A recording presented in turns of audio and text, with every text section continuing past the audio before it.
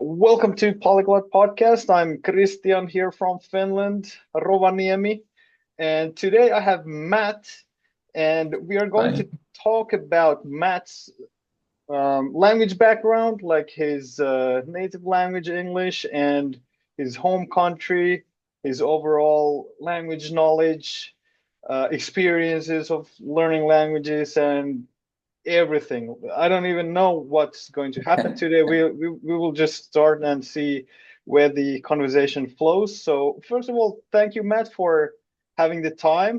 Thanks for having me. And so I found you on Twitter, and Yeah.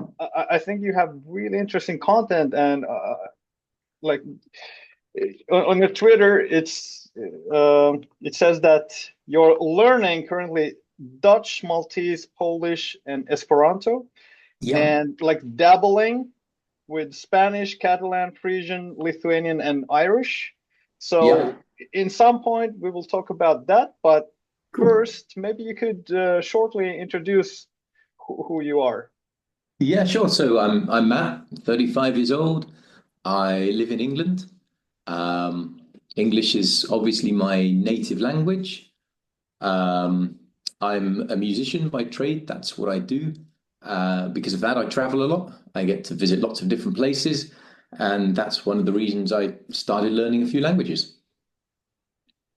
Do you have your own band, or just you, or Yeah, so I play with a few different bands, but various different bands over the years, bands of my own. I do session work, so that is where you drop in and play for bands that maybe don't have their own musician, like solo singers, for example, and I do studio work, so that is just turning up at a studio to record. So I do a bit of everything.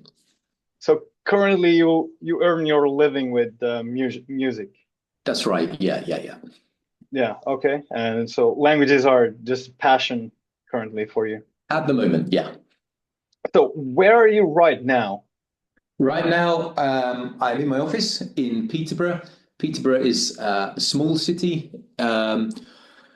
We're about an hour north of London and about an hour east of Cambridge. So we're in the sort of East Midlands part of England in the UK. Okay.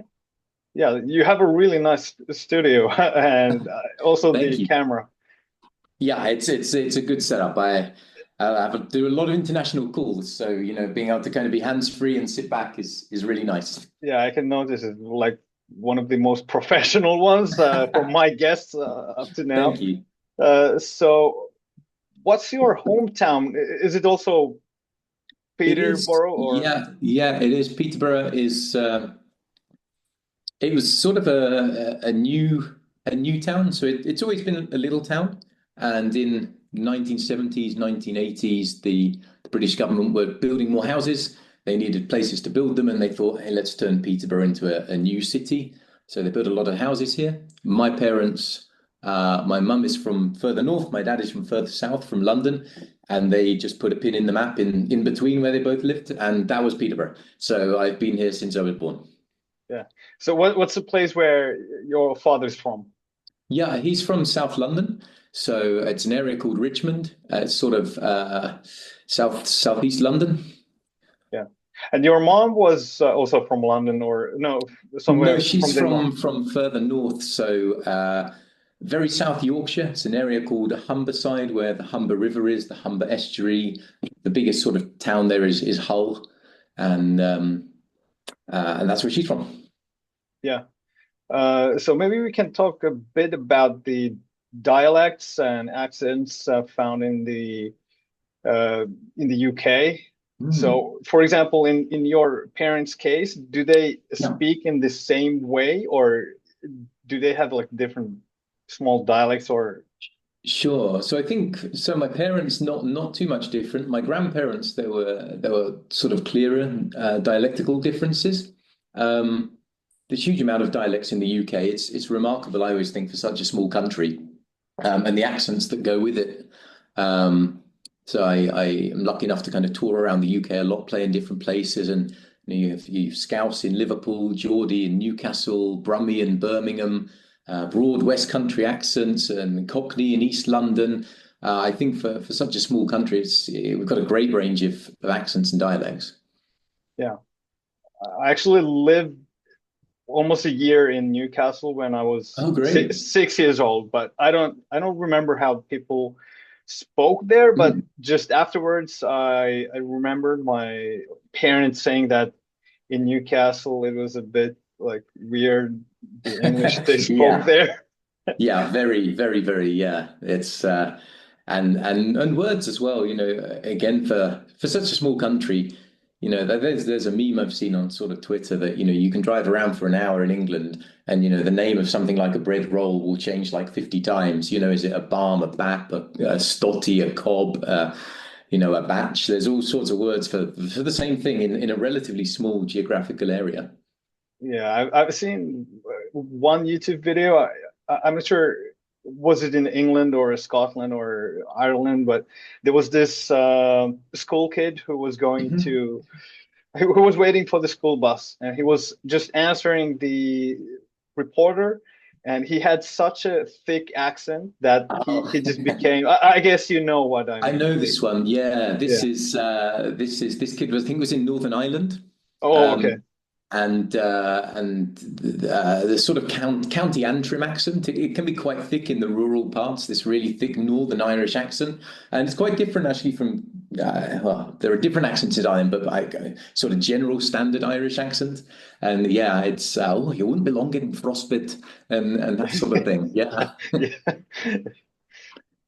And how familiar are you with like accents in Scotland or Ireland, Northern Ireland? Yeah, I've got quite familiar just because I get around a lot. So I'm in different places. Actually, one of the bands I play with at the moment, the rhythm guitarist is from Newcastle, so he's got a bit of a Geordie accent. Our lead guitarist is from Wales, and Welsh is actually his first language. So he grew Oh up, wow. yeah, he grew up speaking Welsh in a Welsh school, and he didn't really have to use English at all until he went to university in Cambridge. So, his first experience of having to use English every day was suddenly starting a degree in biosciences. And it's like that's quite a big jump when What? when you've And spoke Welsh all your life. so he's the same age around as you. Yeah, yeah. It surprised me. I didn't maybe I'm a bit ignorant of what goes on in the other parts of Yeah. the UK, but I didn't realize that people of my age were probably still speaking with Welsh as a first language in all Welsh language schools. I know that that's a bit more prevalent now, and there are even Cornish language schools and Gaelic schools, Irish schools. But it surprised me when I first found out. Yeah. So your birth year is 1980s, 80 something? 1989. Yeah. Oh, 89. Yeah, yeah. So you're 1 year older than me. So Yeah. in your friend's case, that's quite uncommon that you speak only Welsh, almost only Yeah. Welsh until university. I think it's becoming more common now. The sort of constituent countries and regions of the UK are developing, not developing, maybe reclaiming a bit more of their own character. So Welsh, Welsh, Cornish, Manx on the Isle of Man, Irish, Ulster Scots, all these regional languages in the UK, in the countries in the UK, are getting a lot more attention and focus now than it feels like there were 10 or 20 years ago. Yeah, I guess that's quite common with many minority languages. Like after speaking with more than 80 guests, I've noticed the same all around the world. Also here in Mhm. Finland, like the small Sami languages and in other countries, people have Yeah. started to like reclaim their languages and also getting more support from the governments to support and not let small languages to die out. Mhm. Yeah. Yeah. It's a great thing. Yeah, and more about dialects. Mhm. So for you, which ones are the most difficult? Like English dialects to understand. Sure. I think very strong Scots. So when you encounter people from the very north of Scotland, particularly rural areas. They can have a very, very thick Scottish accent. That can be difficult.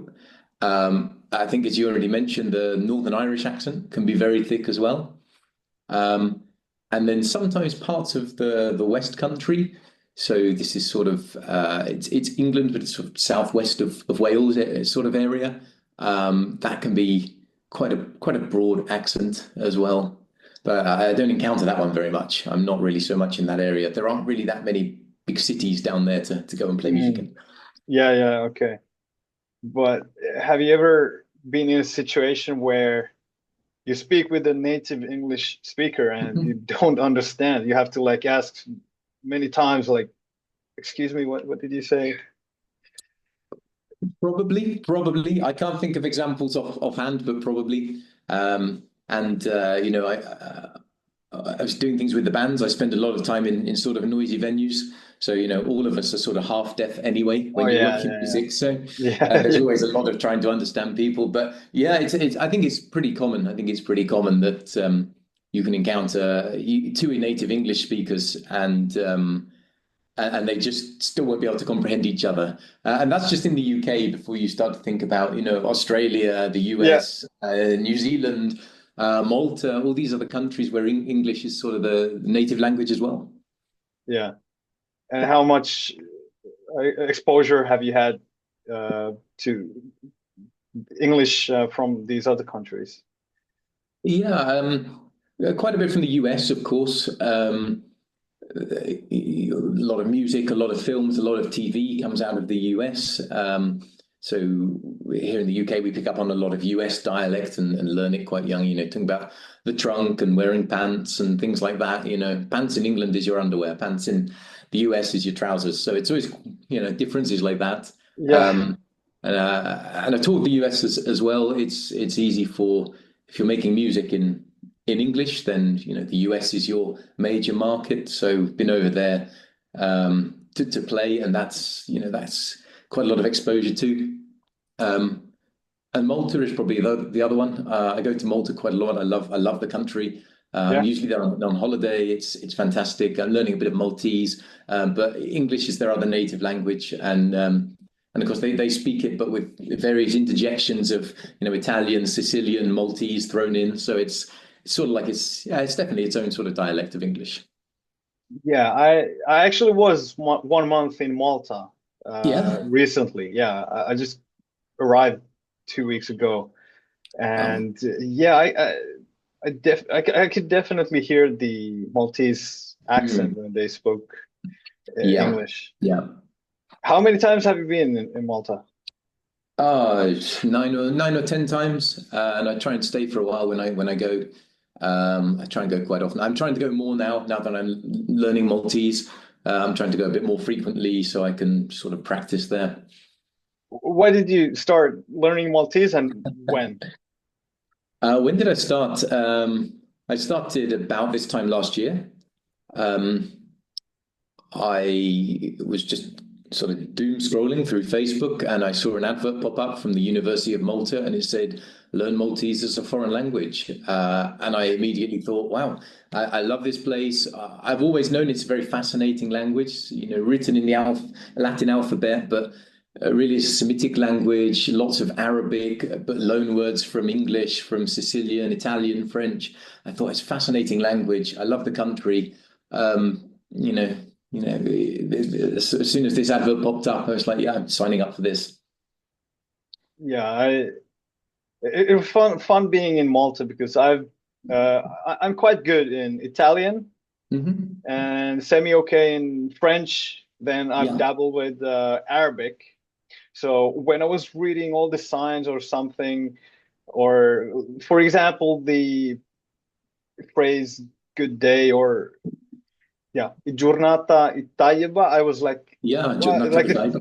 the first part is like from Italian "giornata," Yeah. and tayyib, tayyiba, like good from Arabic. Arabic, yeah. Yeah, It's exactly like that as well, and it's strange because you look at a sentence and the first kind of word will be something Arabic, then the middle will be something English, and then it will end with Italian, and the yeah, pronunciation is then sort of all over the place with it as well.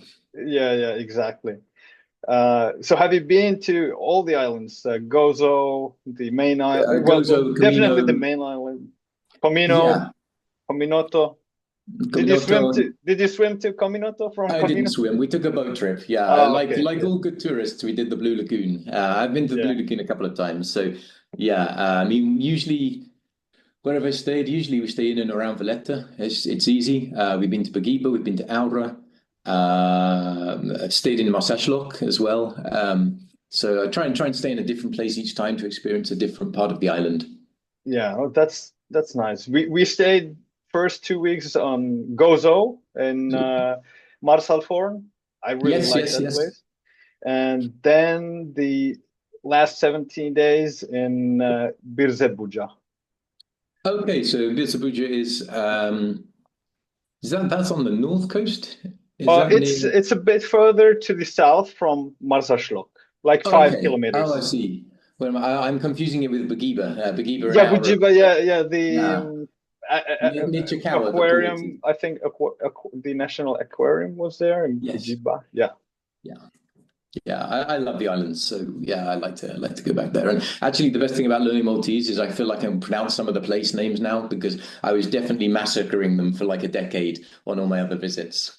yeah, yeah. Yeah. Uh, for me, it was surprising that Gozo in Maltese is like Audesh, Aldesh. Aldesh. Audesh, and the first two letters are silent. The GH, the Yeah. We have the combination. Yeah, the historical ein. There are these two weird letters in Maltese. Weird is not a technical term, but these two weird letters. There's the historical ein, which is the G and the H, and the historical akka, which just looks like an English H.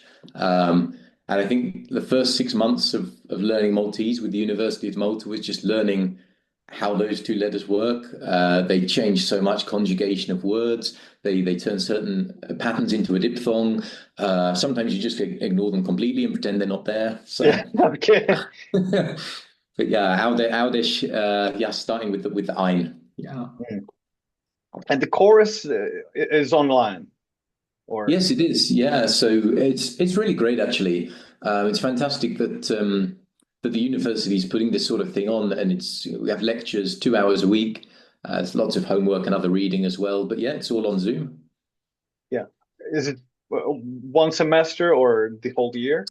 They have, I think they have like 5 or 6 different levels. It takes you essentially from nothing, sort of A0, all the way up to a B1, B2 level. Each semester is another level. So I'm just finishing, I guess, what would be the sort of A1, A2 block, and then in February, March, I'll start the next block from that. And that will be your like second or third? Yeah, it'll be the third. Yeah. Yeah, okay. So when you complete this six, so that's like 3 years, This one will or be 2 years. Yeah, 2 years. 2 years. Okay, so you will get to be around B1, Around B1. B2. Yeah, Okay, yeah, B1. And yeah. how much does it cost, like one semester? Yeah, I think it's about 160 euros, which I thought was pretty good for that amount of tuition in quite a tough language. Yeah, yeah, definitely not bad. Yeah. Yeah, here in Finland we have these adult education centers. So usually Mhm. the some of the really cheap ones can be just 30 to 50, but some are like 100 to 150 euros Yeah. per semester. So that price from the University of Malta is not bad. Yeah, yeah, that's really good. Maltese is a fascinating language. I think for anyone who's interested in languages, I'd recommend having a look at it. Yeah, and the Maltese uni course is fantastic. Yeah. And how many people are learning in your course? In the this semester and last semester, we had maybe 12, 13 people in my sort of Zoom class. Yeah. So you So do some dialogues together and then a little bit, yeah. It's quite different from how I learned languages before, actually. So the initial start is all about the alphabet, the orthography, a yeah. lot on the grammar. and it feels like it's a bit weird for me. Because how I've always learned languages before is diving straight in at the deep end, like, hey, teach me how to order a coffee, and I'm just going to go do that. And I don't know any of the grammar or why I'm saying what I'm saying. I just want to go start Yeah. speaking it. Whereas the Maltese course was very much, we're going to teach you how and why and all the structures. And it's like 6 months in, it's like, hey, I still can't say anything. I've been like studying this language Okay. for 6 months and I can't say hello or do any of the things I'd usually be able to do in a couple of weeks. So it's been interesting for me to see a different approach to the language learning with it. Yeah. But do you at least have like some small dialogues that you practice every day, Yeah, every yeah, every time, every session? definitely now. Yeah, there's a lot more focus now on now we know the sort of building blocks. There's a lot more focus on dialect and starting to build vocabulary and speaking and working on pronunciation and things like that. Yeah. Do you have any Maltese friends, or have you tried language exchange now that you're on the course? Maybe like, have you tried to speak with someone? Not yet. When I'm in Malta, I usually talk to Uber drivers. I always find Uber drivers are the best people to try and practice a language with. They always seem to appreciate it most. But I think I'm getting to the stage now where I can maybe say enough to have a semi-meaningful conversation. So yeah, I think next semester I'll start to try and find someone to speak with a bit more frequently. Yeah. I guess it won't be that easy if you're trying to find from Tandem, Hello Talk. So maybe, Yeah, yeah. It's not many sort of Maltese teachers on those sort of things. yeah. Um, or have you used any of those platforms? Hmm. italki or well, italki is more if you want For to finding, yeah, hire a teacher, but Hello Talk and Tandem are more if you want to find like someone who's like also a learning language, and like you don't pay for anything. You both learn from each yeah. other. I've tried. I've dabbled a bit with Tandem to find people to speak Dutch with primarily, and I have some conversations. But yeah, I've never yet found anyone to kind of keep a conversation going long term. It's you kind of chat for a couple of days, it phases out a bit. italki I use. I've found a couple of great Dutch tutors on there who I use for kind of conversation practice, just to make sure I'm speaking Dutch frequently enough. I guess there are a lot of Dutch teachers. Yeah, funnily enough, I was talking about this on Twitter, I think, over the weekend, because I was saying I actually looked for an Icelandic I tutor. saw that. I was actually Yeah. going to ask about the Ah, okay. Icelandic after Dutch. I wanted to ask how much is the range for Dutch teachers, and then like Sure, sure. So Icelandic. Dutch teachers, I think there's kind of 100, just over 100 on italki, native Dutch speakers on there. Um, I don't have lessons as such on there. I just book sort of conversation practice, and that sort of works out around about €10 a time, which in the UK is about £8. So that's pretty reasonable for me to kind of Yeah, dial in and do half an hour of conversation, just all in Dutch, get my brain into Dutch for a decent period. It works really well. yeah. And then Icelandic.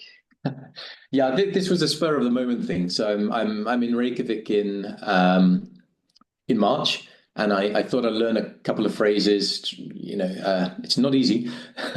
Yeah. So I picked up a couple of very basic phrases. I started using a Pimsleur course, and I just thought maybe I could get 1, 2 lessons in just to learn some very basic phrases. But there's only 3 tutors on there, so I guess supply and demand is they can charge what they like, and it's quite a lot more expensive than Dutch. Yeah.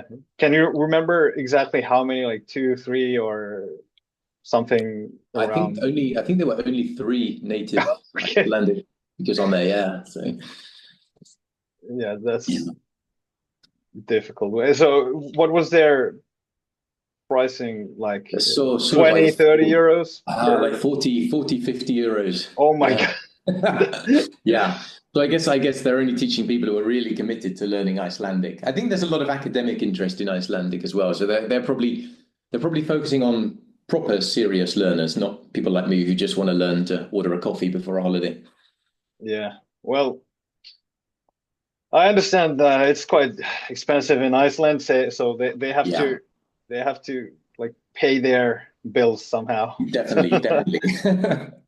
Yeah, Let's go a bit back to your childhood and your sure. like first 20 years of your life. I was wondering, how was the language education in your childhood, like growing up in the 90s and early 2000s?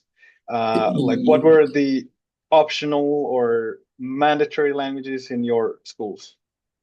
Yeah, so back in my day, which makes me feel really old, but I don't think I am. But back in my day, it was terrible, to be honest. So we learned low languages in my sort of primary school, first school, and then in secondary school, I guess what most people say high school. At around age 13, we had some French lessons. They were mandatory, so you didn't get to choose French or something else, and you couldn't opt out of them if you didn't want them either. So I guess that's a good thing. But yeah, we had some French lessons, but it was all geared towards you're learning French to pass an exam.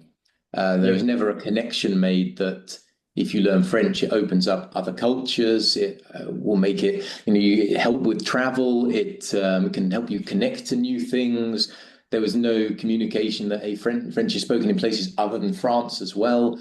And when I grew up as well, we didn't travel much. I didn't leave the UK until I was sort of 16 for the first time. So when I was 13 and they were starting to say, hey, you could learn French and speak to someone in France, you might have as well have been saying, hey, you could learn Martian and speak to someone on Mars. It's like, Yeah.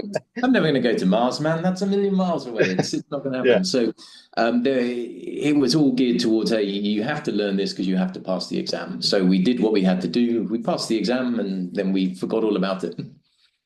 Yeah.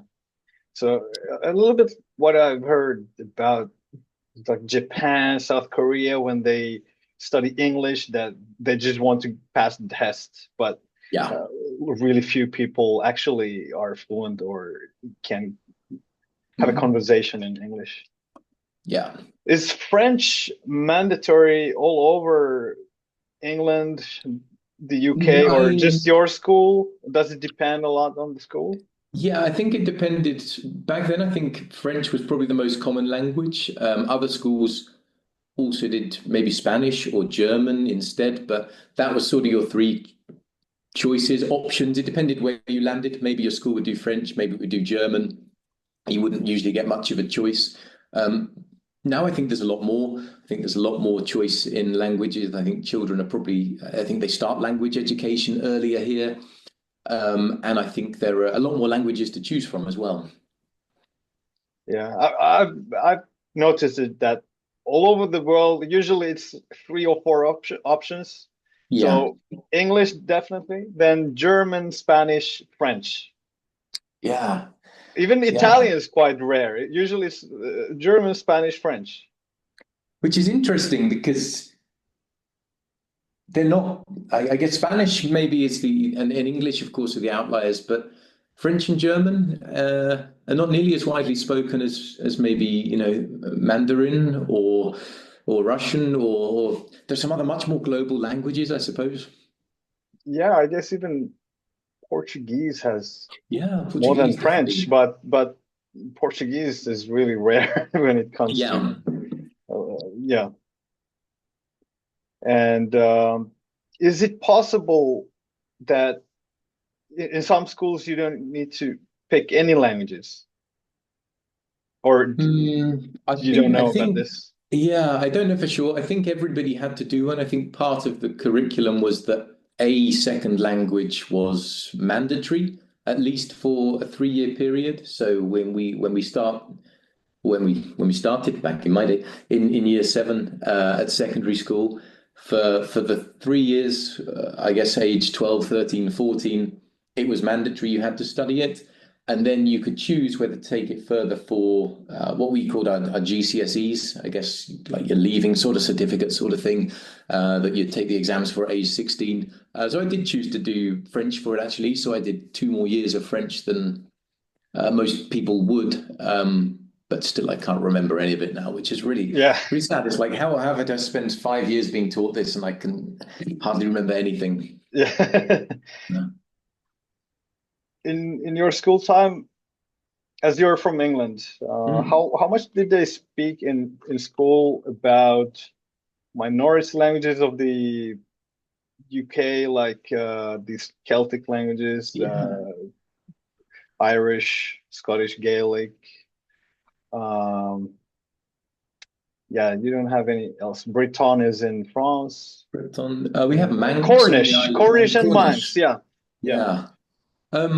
Not at all in my school. Maybe it's because where we are in the UK, where Peterborough is sort of right over on the east coast. So we're probably closer to Belgium and the Netherlands than we maybe are to Wales and Ireland and yeah, Cornwall, like geographically. yeah, So we didn't spend any time covering it at all, which I think is sad. Very few people, certainly in where I am in England, and I suppose in London as well, have any real understanding that there are languages other than English in the UK. Aside from Welsh, Welsh is the one that people sort of know about a bit more, but even Scottish Gaelic, and Scots, Cornish, Manx, Ulster Scots in Northern Ireland, and Irish, of course, in Northern Ireland, they kind of get very much forgotten.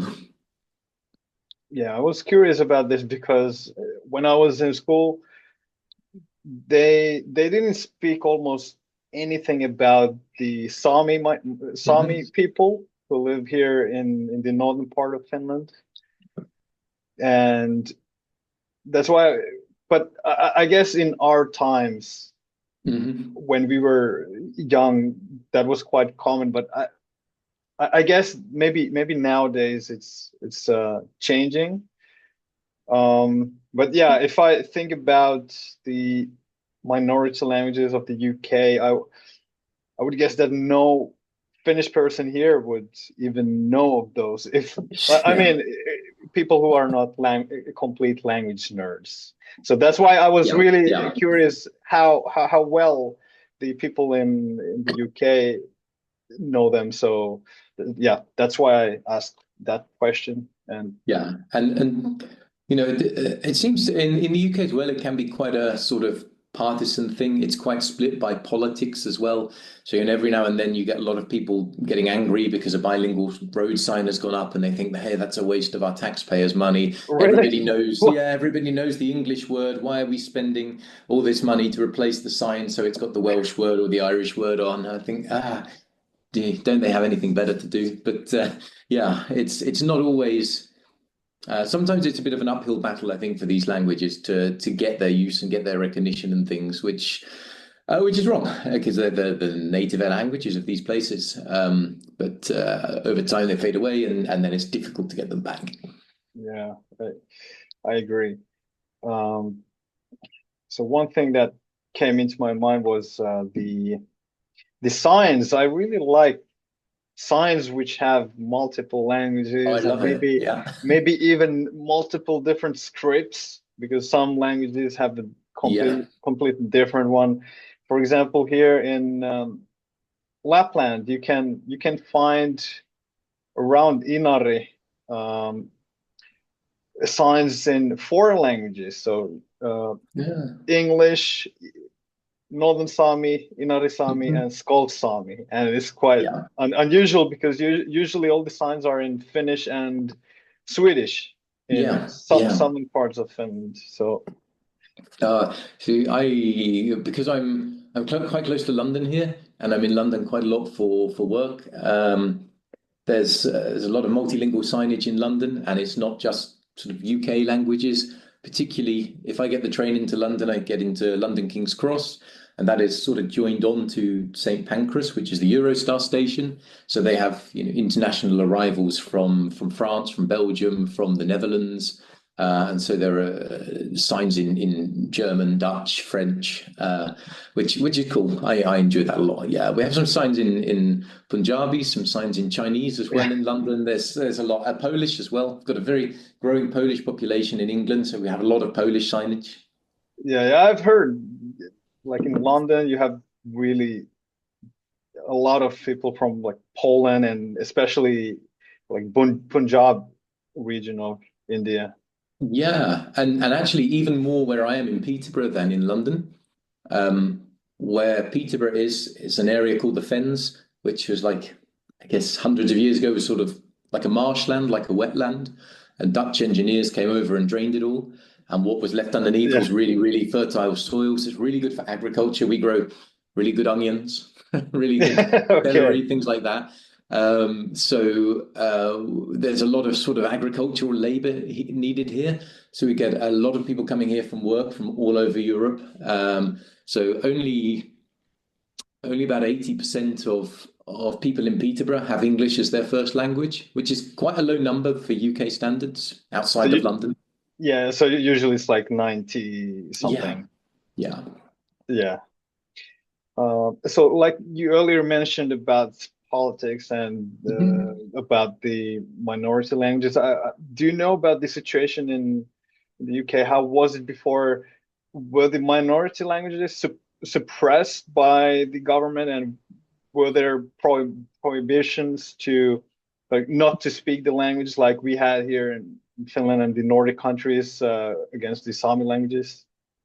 Yeah, definitely. So I don't know the details, but I know Cornish. I think there was a Cornish rebellion, and then the English king sort of crushed it, and then he was like, to keep the Cornish people out of trouble, we're not going to let them speak Cornish anymore. They all have to speak English, and then we'll know what they're saying about us. Yeah, There was that. Definitely in Ireland as well. When sort of Britain colonized Ireland. The Irish language was very much suppressed and crushed, and then it became very politicized as well. It was okay. Speaking Irish was a sort of a political act. It showed that you were, against British rule and you wanted an independent Ireland. And that's why sort of bits of Northern Ireland, which are still sort of unionist and feel very much part yeah, of Britain instead of Ireland, are reluctant to see Irish increase and spread too much. They see it as the Irish language in itself is like a bit of a political football. Scots and Welsh, I think the same thing. It was, you speak English. yeah.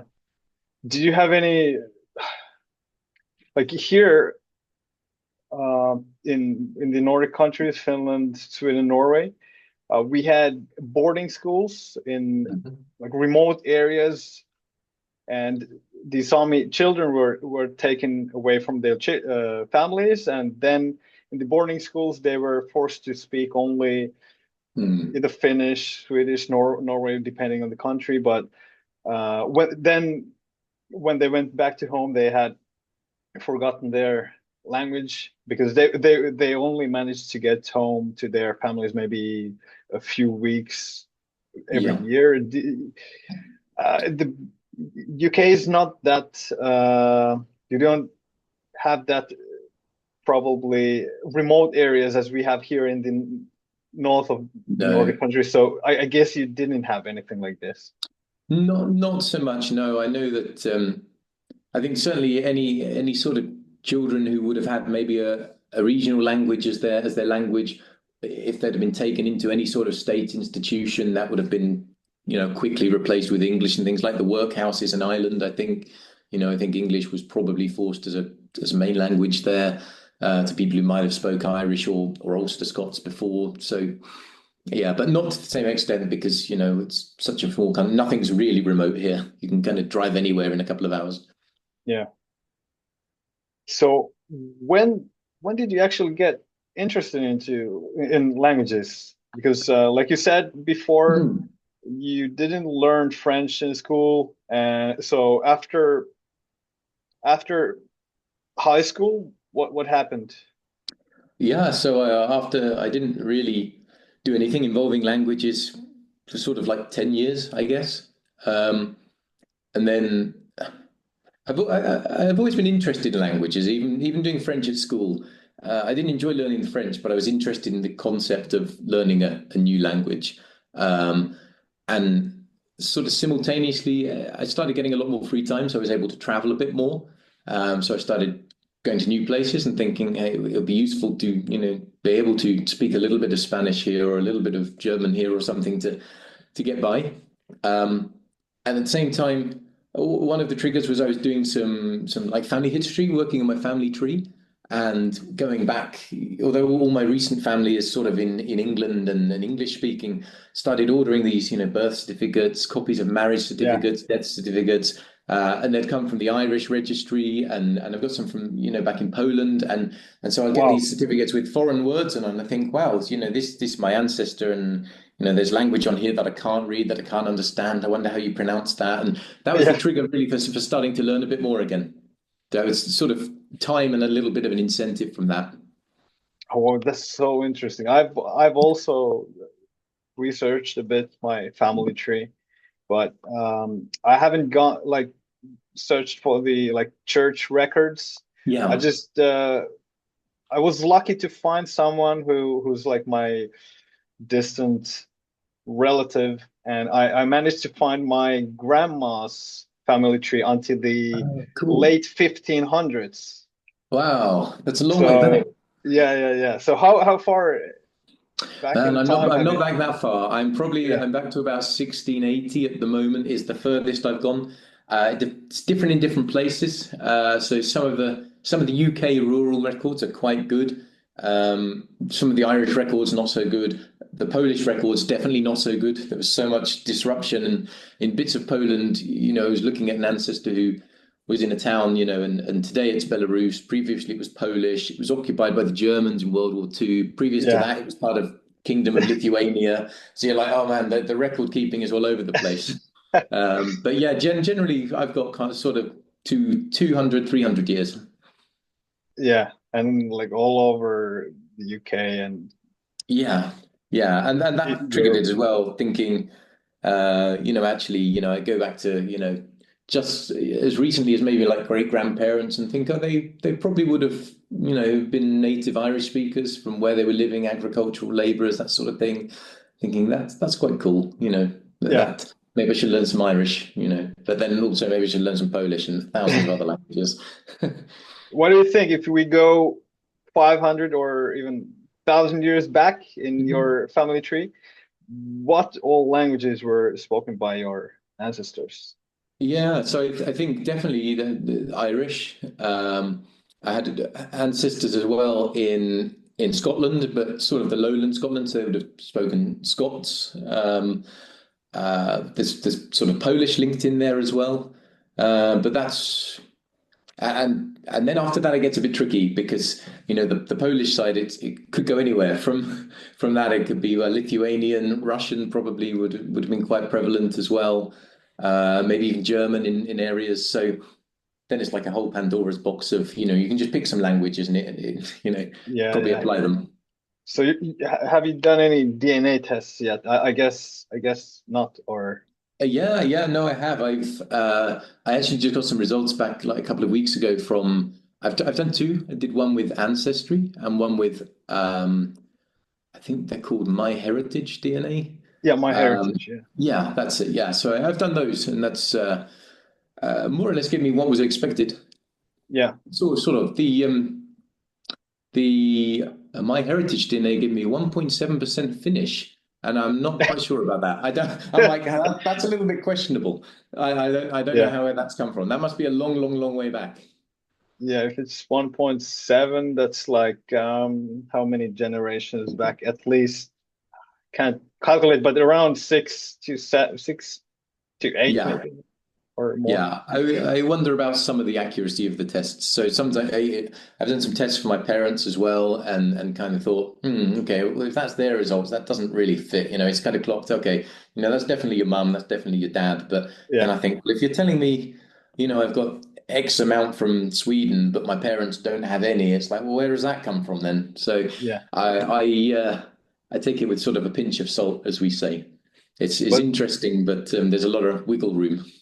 Yeah, but at least you didn't discover that your like dad is not your dad or something, Yeah, yeah, you're something always a like little that. bit nervous. Always a little bit Yeah, nervous going into it, like, okay, fingers crossed here. yeah. My wife is from Odessa, so Mhm. from Ukraine, and like you said, you had from Poland some ancestors, and when you Yeah. started thinking from there, it could go anywhere. So from Mhm. like in my wife's case, she had like I guess so everyone in Eastern Europe or in that region, she had like it said Eastern Europe, and then A whole list it's of countries that could be. well, the main ones were like Ukraine, Russia, Poland, because Mhm. well, she already knows her great great grandfather was from Poland, but Uh, then she had also like Baltic, Balkan, because yeah, I mean, Eastern Europe is between yeah. Baltic and Balkan, and so that's like Mhm. I guess 10, it could be 10 contemporary countries Yeah, where yeah. her ancestors lived in. Yeah, which is really interesting, and that's I think it's one of those things that like the sort of like British mind can't completely comprehend that like because we're like an island, it's like we have to kind of consciously leave to visit another country. It's I guess you can apart from Scotland or Wales or something, but consciously you have to get on a boat or a plane. It's quite a journey to visit another country. And it's always that thing of well, in Europe you can just walk over a border and then walk over another border, and I go to the Netherlands quite a lot, and there's places in the Netherlands where on a short drive you can pass through Germany, then back into Belgium, and then you're back in the Netherlands, and it's the British mind can't quite comprehend it always. I guess the Finnish mind is a bit similar because Yeah. we are a bit like an island because by Mhm. land we cannot go to Russia. I mean, even before the war, because we Yeah. needed a visa, so you have to apply maybe 1 month earlier. Sure. So Yeah. you would maybe take the boat to Estonia, and then but then you would have to drive across all the Baltic countries, and then you would get Yeah. like all Yeah. the other countries, and the other way you would have to go really like far north, and then you would have the Swedish border, or even more further north and the Norwegian border, but you can get Yeah. to It's a like long way to Europe. go. Yeah, it's Yeah. it's a long way from there across the whole like across Sweden to Central Europe. So Yeah. Yeah. I sometimes think how fun it would be like living somewhere there. You could drive a few hours in any direction, and you could be It's in like yeah, different so countries just yeah. yeah, I visited a village in the Netherlands in the summer. I can't remember the name of it, which is going to annoy me. But it's a village where the village is in the Netherlands, and then in the village there's like an enclave that's Belgian territory, Oh, and okay. then within the enclave of Belgian territory there are exclaves of Dutch territory. So it's like everywhere you walk, there are houses where the border is over the front door, and you can sit on a bench, Yeah, and half of the bench is in the Netherlands, half in Belgium, and yeah, it's yeah, fun. It's fun. yeah. The kitchen in Belgium and the living room in Yeah, I Netherlands. heard I heard a story. I don't know if it's true, but I heard like on some of the houses, they can they have the front door and next to it a big pane of glass, and depending on which country has the best tax rules, they can move the front door. So it's like, hey, now the front door's in the Really? Netherlands, so I'm paying the Dutch tax, but now that's gone up, so I'll change it back and pay the Belgian tax. So Yeah. they can sort of move the front door to decide where the house sits and where they want to be taxed. I think that town or city is the only one which is simultaneously in two countries. I think I just read about it Yeah. yesterday. Yeah. I wish I could remember the name. That will annoy me. But if you look it up, it's just yeah, just search like Belgian enclaves, Netherlands, and yeah, you'll find it. Yeah. So, which languages were the first ones that you then started learning seriously when you had more time in your 20s, so Yeah, mid 20s, or oh, yeah. Dutch was the first one. I just reached a point where I was like, hey, I'm going to learn another language. And I thought, but I'm doing this off my own back. I don't know where to start, other than some French lessons that I've forgotten about. I don't know what I'm doing. So I just Googled the easiest language to learn from English, Yeah, and it said Dutch, which is a lie, but but I fell for it. yeah, So I was like, fine, Dutch it is, and the plus side is, it's pretty easy for me to go across and visit the Netherlands and practice, and I'm there sometimes for work and music and things. So Dutch, just started with Dutch. yeah. No real reason, no real connection other than Google lied and told me it was the easiest one. Was the correct answer like Frisian or what? Which Yeah, language? maybe probably Afrikaans would be easier than Dutch because, without wanting to offend Afrikaans speakers, Afrikaans is like Dutch but with simple grammar. It's like you don't conjugate a lot of verbs. In Dutch you conjugate your verbs and you don't in Afrikaans. So I think Afrikaans would have been probably the easiest. Frisian maybe as well. Scots, I guess, but Scots is so close to English in a lot of ways that it can be a bit confusing because actually I don't know if I'm just pronouncing a word with a Scottish accent here or if I'm actually Yeah, yeah, using a different word. Yeah. yeah. I think it's a bit similar to Finnish and Meänkieli, which is a minority language in Sweden. Mhm. It was classified as a Finnish dialect until the early 2000s. So yeah, it's really similar, but there are a Mhm. lot of words from Swedish. So maybe like I couldn't start speaking Meänkieli because I would just think, am I just speaking Yeah. Finnish and sometimes using a like Swedish word, um, which I pronounce a bit differently. Yeah, Scots is sort of similar. I think Scots is it's definitely its own language, but there are so many people who say no, it's not. It's just a dialect, or it's just English with an accent, or whatever. But yeah, similar. I think being a native English speaker, trying to learn Scots would just be a kind of, sort of confusing for me. Yeah. So after Dutch, which languages came? Yeah, so after Dutch, so obviously I started Maltese with the university. Esperanto started as well. That's good fun. I thought it'd be really interesting to learn a constructed language that's designed to be easy to learn. Um, Polish, I think, is quite an important one. There's a huge Polish community here in Peterborough. We've got a lot of Polish shops, Polish restaurants, a lot of Polish people. So there's a lot of chance to practice, a lot of signage to read and things like that. So I get excited about that sort of thing. So Polish is a good one for me to learn here. Yeah. I dabbled, and I mean, like really lightly dabbled in Irish as well. I really want to learn it properly sometime. That's feels like it's sort of a heritage language for me. But it's one of those languages I think I have to put proper time into. It's not as easy to sort of pick up on something like Duolingo like Dutch. Celtic languages, Irish, Scottish, Gaelic. I've dabbled with in Duolingo, but oh my God, they are so difficult. Like Yeah, the starting from the word order, I mean, isn't it VSO? Like the verb is first usually, yeah, verb, subject, object, order, and and the yeah, it's or tricky. orthography is quite difficult also. I guess if you learn the rules, maybe it's easier, but for me who just dabbled, Yeah. it was quite difficult. Yeah, so I figured I'd come back to learning it as a language once I was sure that I knew how to learn a language, if that makes sense. It's like I feel like I've spent a couple of years learning how to learn a language, and that'll put me in a better position to learn a language. I think of it actually, I think of it quite a lot of ways like playing music, in my head, because that's what I do, so it's how I kind of connect it.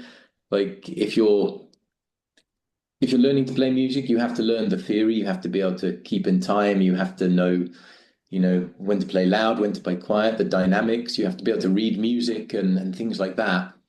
And that's kind of all the theory. And then you can apply that and play any instrument with it. And I'm kind of like, languages in my head are like, I can get the Yeah. same if I can learn how grammar works and orthography works and that sort of thing, and then the actual languages you use at the end. I'm like, it's kind of just stacking vocab. I don't know if that'll prove true or not. Probably not that simple, Yeah. but that's how I envisage it. Yeah. And from the languages you're learning, Dutch, Maltese, Polish, and Esperanto, Mhm. what can you estimate your level and how much have you used them with uh, people and maybe some good resources? Well, Maltese you already covered, but the other ones. Yeah, so you say Maltese. I think I'm sort of coming up to a sort of high A1, low A2 now, and obviously that's kind of tracked by the University of Malta. You know, I have to finish my end of module assessments to Yeah. verify. With Dutch, I think I'm around about a B1. So I'm taking the CNAVT, Certificaat Nederlands als Vreemde Taal, in May at level B1. So I took the A2 exam in that last year, and I passed that quite comfortably. So I'm doing the B1 in May. I'm quite confident for that. Esperanto, probably a high A2, low B1. And Polish. Yeah, Polish is probably still in the A1 sort of area. It's a tricky one, and it's a little bit Polish and Esperanto sometimes get a little forgotten because I'm focusing on the Dutch and the Maltese because I've Yeah. got the course and I've got the exams coming up. So it's like, okay, I've got something I really have to be prepared for here. Whereas the Polish and Esperanto, there's no pressure, but because of that, they get parked a little bit. Yeah. What methods and resources do you use? Um, it's varied. So for Dutch, when I decided to start learning Dutch, I just downloaded Duolingo. It really works for me. I know it can be controversial. It's definitely not for everyone, and I can definitely see how it wouldn't work for some languages. But for Dutch, which in a lot of ways is not too different from English, it suits me really well. You know, I'm really busy. I travel a lot. I don't have a fixed routine. I kind of never know where I'm going to be at what times. Practically nocturnal because people go to gigs in the evening, not at 9 in the morning. Yeah. So for me, an app like Duolingo, where it's like, hey, I'm on the train or I'm waiting in an airport or something, I can just go in. I can dabble for 15 minutes, learn some new words or whatever. I study a lot better like that than being able to say, okay, I'm gonna put 2 hours aside, sit at a desk, be really organized, study hard. That sort of structure is difficult to have when I'm sort of all over the place with work and tours and shows and things. So Duolingo really works for me. So I've used that a lot for Dutch. I use it. I've started using it a little bit for Polish. I used it for Esperanto as well. I worked well for Esperanto because again, that's a language that's designed to be easy to learn. I like Busu as an app as well. It gives you a lot more explanations of grammar and things as you go along, which Duolingo doesn't. Um, I have tried using Pimsleur, which is quite good for pronunciation. I like how it teaches you words by, is it back chaining? They start at the end of the word and teach you it back to front. Yeah. Um, Pimsleur is only audio or they have an app now where you can do some flashcards and practice a little bit of reading or writing, but yeah, primarily audio. So that's quite good. I listen to that while I'm driving. yeah. And the focus on pronunciation is useful for languages that I suppose have tricky pronunciation for English speakers. So, like their Icelandic course, Lithuanian, I did a bit on there, and Polish as well. And the way they break down quite long words and you learn it in segments, it's quite good. You mean on Pimsleur? Yeah, on Yeah. Pimsleur. So Lithuanian and which one? Frisian. Yeah. Icelandic, Icelandic. Yeah. Lithuanian. Yeah. Yeah. And so you pay for Pimsleur and Buzu currently. I think so. I lose track on what Apple take from my bank account, but I think I think I'm on premium like subscriptions across the board. But I'm on my phone so much while I'm traveling that it's probably worth it. Yeah, and I think Bazoo doesn't have a freemium, or I tried it once, but I guess I can't remember. But I guess Bazoo and Pimsleur both have just the premium ones, or the premiums were so bad that I mean, Yeah, you, I don't know. I can't remember if Busuu has a free version or if it's only a paid version or if it has a premium. I'm not sure. But whatever I've got of it, I really quite like. It's got a few cool features. It's got this community feature, which things like Julian Gosling doesn't have, where, if you're learning Polish, you can record yourself saying this Polish phrase, or it will give you a picture and it will say, describe this picture in Polish, and you do that, and then it will send it to native Polish speakers who are on Busuu to learn English or some other language, and they will then give you feedback on your hmm. Polish. And I think that's really cool. So you put the time to try to write and Yeah. describe the thing you see. Yeah. So it can be pictures, or it can be focusing on pronunciation, or it'll say, okay, record yourself talking about your day, what you've done. So you say, and I got up, I had a coffee, I went to the gym, I went to work, I went to bed, and then it will send that to a Polish speaker, a Dutch speaker, and they'll say, yeah, pretty good, but this word's wrong and pronounce this bit differently. And they can Yeah. record it as well back to you, so you can hear them saying it back to Oh, you and okay. go, oh, okay. So that's a really cool feature, I think. Yeah. And what about Spanish, Catalan, Frisian? Do you just dabbled? So I A guess very you don't have time currently for them, but what Not was not your? so much. I still do a bit of Spanish. Spanish tends to be one that I pick up if I'm heading into Spain. So if I know I'm gonna use it for a couple of days, then I'll sort of do a bit of a refresh on it. But yeah, and Catalan and Frisian the same. It's sort of a little bit parked. I figured um, I should I should focus on learning the ones that I'm properly learning first, before kind of spreading my time too far. It's Yeah, it's too easy to just pick up, like I'm definitely one of those people who could just end up with like 40, 50 different languages, but being able to say nothing much in any of them. So I figured I should focus on two or three for a bit and then pick up the others. But I think I'm getting to the stage now, certainly in Dutch, where I'm starting to learn other languages from Dutch. So I'm trying to learn Polish primarily from oh Dutch, wow. because then Yeah, I can, because when you learn the language as well, the words that I'm learning in Polish are very easy words that I'll definitely yeah, know in Dutch. Things like, the man is eating an apple, that sort of thing. So yeah, I think is great, because then I'm sort of practicing the Dutch at the same time as learning the Polish. yeah.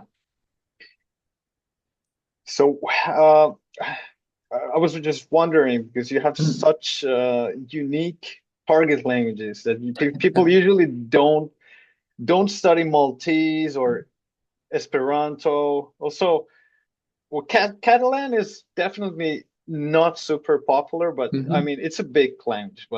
And but also Frisian and Lithuanian, and Yeah. well, Irish. But Mhm, mhm. Irish, like you said, you have like it's a heritage language. So Yeah. that's why I was wondering, especially. Okay, we can start from Lithuanian. What interested you Yeah.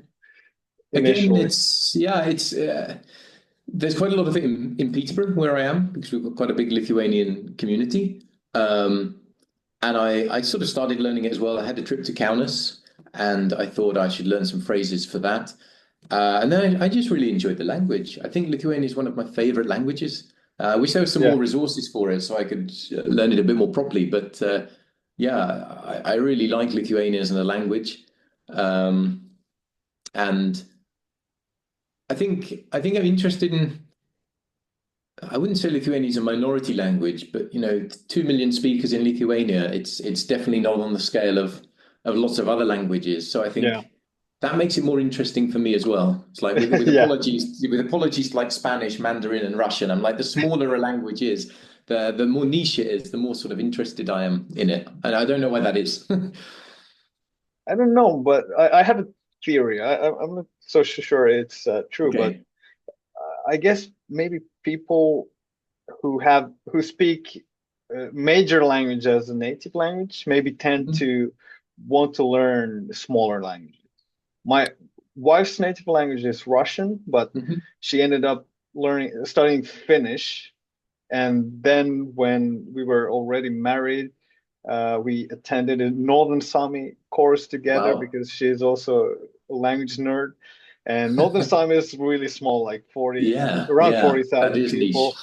And she always says how much she likes like small languages. The smaller language, the better. And I'm like, I don't want to learn small languages. Okay, some exceptions like Estonian, Mhm. Swedish, and Northern Sami. But otherwise, all my target languages are the biggest ones. I try to Yeah. pick the biggest ones which give me the opportunity to talk to as many people as possible.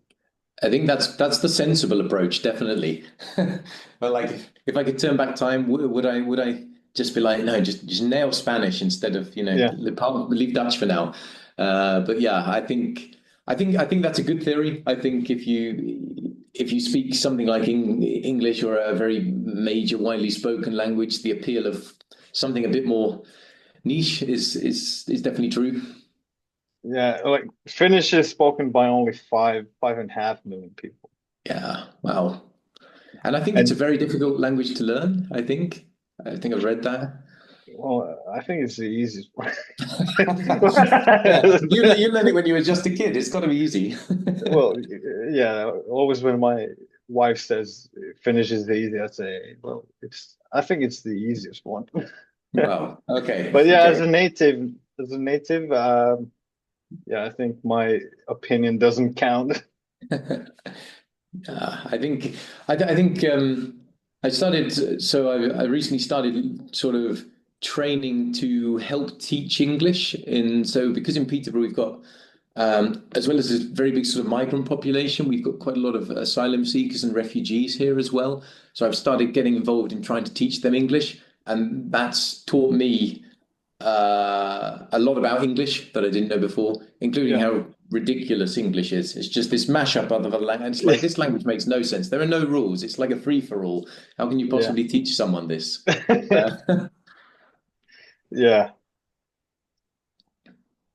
So you just started, or yeah, you're planning to do that more? I started doing it maybe about 4 or 5 months ago. Definitely planning to do more of it. It's really interesting, and it's interesting because we're the way they teach English for speakers of other languages here, particularly in when you're working with sort of asylum seekers and refugees here, is that the whole everything is taught in English, even the most beginner level. So you might have a class of 9 students, and it might be a mix of people who speak Farsi or Pashto or Ukrainian as well, and none of them speak any English, and you have to teach them English in English, Yeah. and they don't speak. So it took a while for me to get my head around that. Oh, that yeah. Actually, my wife teaches Ukrainian refugees Finnish, Oh, wow. and but they have also some groups. Like my wife doesn't have those groups, but in the other groups, there are people from all around the world. Yeah.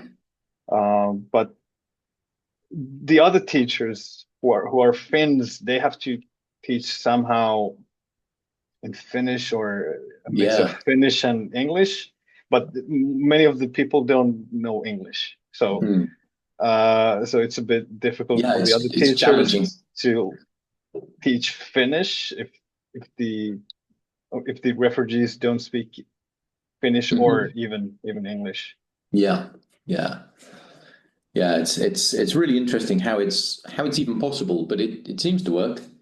Having Yeah, actually, some of the best courses I've heard, I saw a documentary about from Japan where they have Japanese classes and they teach only in Japanese. They start it really like easily and then they progress, but only in Japanese. And Wow. That's something my wife did also in Finland.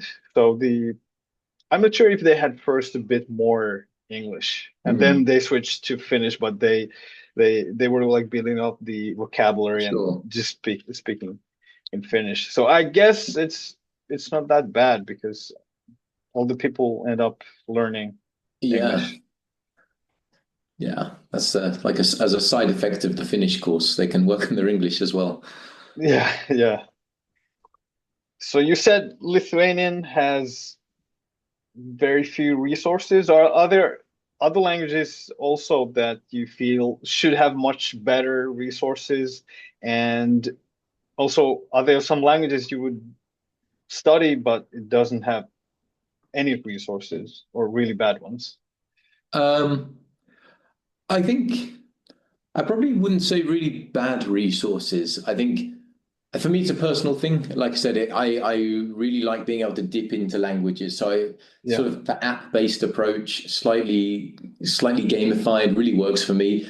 So anything where okay, you have to go and sit with a textbook or something is trickier. So Lithuanian, aside from the sort of the Pimsleur course, there's not really much out there. Same for Icelandic, I found while trying to learn my holiday phrases.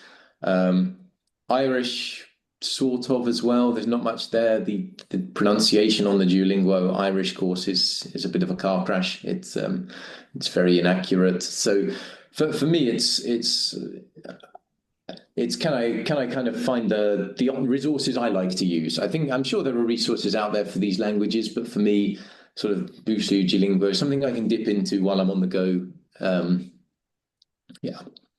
yeah, yeah. So books are not your thing, not that suitable for you because like you said before, you're a musician. You have to go and travel all the time. So I guess carrying books is not that good easy as like a Yeah, phone. I love reading. I love reading, and I do read a lot, but not really for language learning, because maybe it's because how I sort of learned Dutch, and that seems to have clicked for me is very much, the Duolingo approach is just it will say something, repeat after me, and you're Yeah, just speaking from the start. So I really like to work on speaking. I guess speaking and listening are the main skills for me to kind of go and use the language. Reading and writing kind of follow. So a textbook sort of for learning a language is it's like, I'm reading some Dutch textbooks on grammar, on various elements of the Dutch language, but I would have been bored to death and confused if I'd started with them. yeah, yeah. Okay. So do you have any language goals for this year? Improving certain languages or whatever? Yeah, so um, definitely I need to press on with my Maltese courses. So I need to make sure that I finish my end of course assessments. I've got one in February in a couple of weeks, so I need to work on my topics for that. I have my Dutch exam for the CN EVT in May, so passing that is a goal. And those are sort of the two structured goals. Other than that, it's just more generically improve on my Polish, improve on Esperanto, and I really should probably get back to Irish as well. Yeah. Are you the only language enthusiast in your family, friend circles? Like, what's their reaction? Are they like, Matt, why are you learning all these Uh, languages? I'm afraid it's the very British reaction of why are you bothering? Everybody speaks English. So it's yeah, and of course learning Dutch doesn't really prove them wrong because I think that the Dutch are some of the best English speakers out there after us. So, but yeah, I think they're interested. Nobody else in my sort of family or friend circle speaks any other languages actually. Um, aside from my bandmate, who's native Welsh speaker, Yeah, don't really know that many people for whom English was not a first language. So I think that's a British thing as well. It's quite a novelty.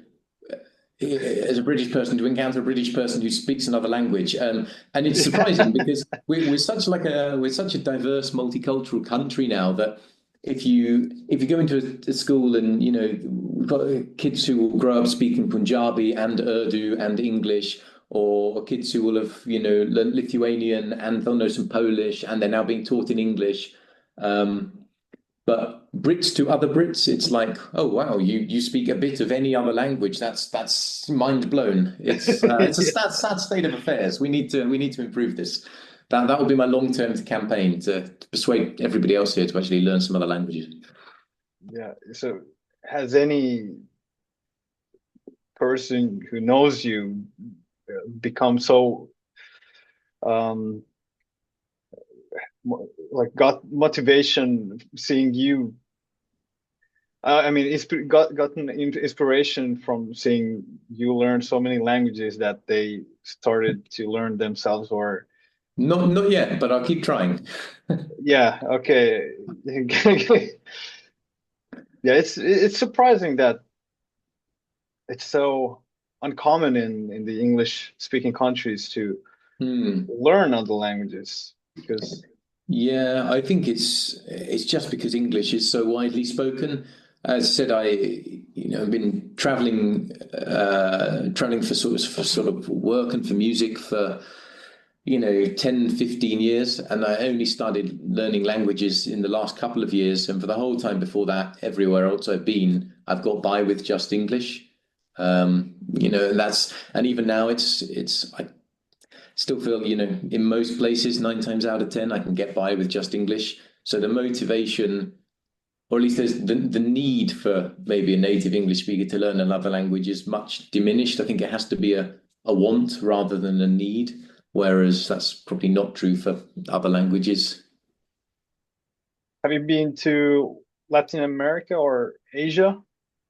Sadly, not yet. No, I would like to. I need more people to buy my music, and then I can go to Latin America and Asia. Yeah, So, yeah, yeah, because I think there you can find a lot of places where people don't speak English, at least in my definitely. experience. Yeah, yeah, I think that's definitely true. I think in Europe, it's definitely easier. Although I think as you go maybe into more Eastern Europe and Balkans, English is maybe not so widely spoken. I don't know. Um, I was in Kyiv in 2019, and there was not much English there, and of course things are in Cyrillic, so you can't even kind of have a guess at words. So that, yeah, that some Ukrainian would have been useful there. Yeah, yeah, yeah. In Eastern Europe, in my experience, people don't speak that. At least then, when I was there, I was maybe 10 years ago in Russia, Yeah. twice in St. Petersburg, and then I was in Ukraine with my wife, and also in the Baltics, like Latvia and Lithuania. No, yeah, it was mostly old people. I don't know. I'm not sure actually how well the young people. I would assume they speak well, but I had some situations where it was either Latvia or Lithuania or both, where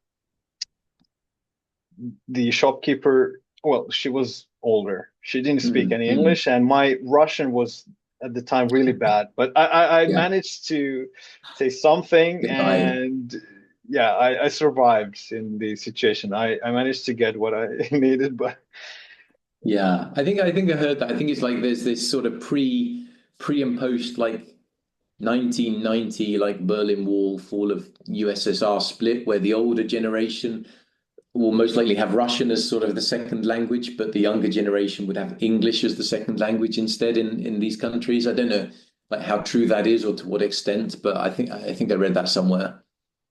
yeah, yeah, I've heard that as well, and also like heard from the people living in some of those countries. And also, actually, German as well. I Oh, think yeah, because of East Germany, yeah, yeah, probably the ties between East Germany and Soviet Union. yeah. That's interesting. Yeah, I didn't even think about Germany. Yeah. Yeah, and German was actually, if I remember correctly, more. I'm not sure now, but I guess it was more common to learn German in my grandparents' generation here in Finland, because I Hmm. think I think my grandpa studied German but not English in school. Oh, interesting. Yeah. Yeah, but Yeah. after I think in the 50s, 60s, but I'm not sure about that. Mhm. Uh, Yeah. yeah. So I think we have covered quite well many topics. Are there still some topics we didn't cover or some things language related that you wanted to mention here in the end? Um, yeah, no, not really. I think one thing I'd like to I give a big shout out to sort of the language community on X or Twitter and actually lots on Blue Sky as well now because uh, I think we're really lucky sort of as a language nerds, language learners, that sort of thing. We've got a really good supportive community. The amount of help I've had from people, every time I've posted a question about something, Dutch grammar, Polish pronunciation, Maltese orthography, someone has come to my rescue. And it's just Yeah, like, it's great. And it's like, I try and give back and help if anyone's got any English questions. But it's like, yeah, it's a really good community. So I think for anyone who doesn't sort of follow the sort of hashtag LangTwit, Lang TWT or Lang Sky on Blue Sky, like check it out if you're interested in languages because there's just some really great people there, and such a great resource for learning languages and getting more motivation for languages as well, and just generally just nerding over languages. yeah. I agree. I've found many of my guests from Twitter. Also, like I would say Twitter and Instagram Yeah, are the yeah. best places, and a bit also YouTube and Hmm. one I found on Reddit, but not that many from Yeah, there. yeah. But I think it's I think language is about communication, and I think there's language people tend to be very good people, very helpful people.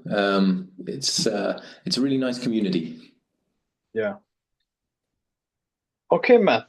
Thanks for the interview. I think we have to make another one in the future. You speaking Dutch, and I would speak. Well, I don't know if you would understand enough German, but we could German, yeah. we I'll could try. Me speaking German, you Dutch, because that's one experiment I might actually do with a native Dutch speaker in. I think that'd be Uh, quite interesting. Ja, maar ja, als je een beetje Duits spreekt, dan kun je natuurlijk een beetje Nederlands verstaan. yeah, I understood that all of that. Misschien. Yeah, Yeah. yeah, but But in my the my future, my Dutch is probably not at level to understand German. But a native speaker, I think that would be really interesting. yeah. But with you, we will try to find some languages that match and make another. Let's see if it's in Maltese or Lithuanian, but maybe in 10 years we will make another one. That would be great. That would be Yeah, great. I'll keep learning and I'll keep adding languages until we find one that matches. yeah, good. Okay, Matt, and all the viewers there, thank you for listening and see you in the next episode. Thanks Bye. so much for having me. Bye, Christian. Bye.